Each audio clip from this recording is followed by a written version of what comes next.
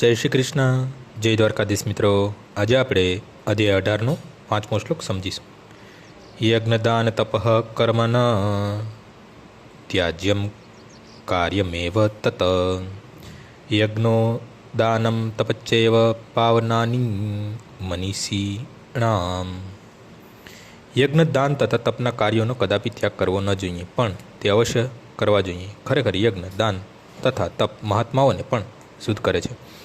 યોગ્ય માનવ સમાજની ઉન્નતિ માટે કર્મ કરવા જોઈએ. મનુષ્યને આધ્યાત્મ પ્રતિ ઉન્નત કરવા માટે અનેક સંસ્કાર પવિત્ર કર્મ છે. દાખલા તરીકે વિવાહ સંસ્કારને આવો એક યજ્ઞ ગણવામાં આવે છે. આ વિવાહ યજ્ઞ કહેવાય છે. પોતાના કુટુંબી સંબંધીને ત્યજી દઈને સંન્યાસ ગ્રહણ કરનારા સંન્યાસીએ સુલગ્ન વિધિને પ્રોત્સાહન આપવું જોઈએ. ભગવાન અહીં કહે છે કે માનવ કલ્યાણ અર્થે થતો ગમે તે યજ્ઞ કદાપી ત્યજવો ન જોઈએ. વિવાહ યજ્ઞ માનવના મનને સંયમિત કરવા માટે છે કે જેથી આધ્યાત્મિક પ્રગતિ માટે તે શાંત થઈ. સંન્યાસીએ સુદ્ધા અધિકાંશ લોકોને વિવાહ યજ્ઞ કરવા માટે પ્રોત્સાહન આપવું જોઈએ.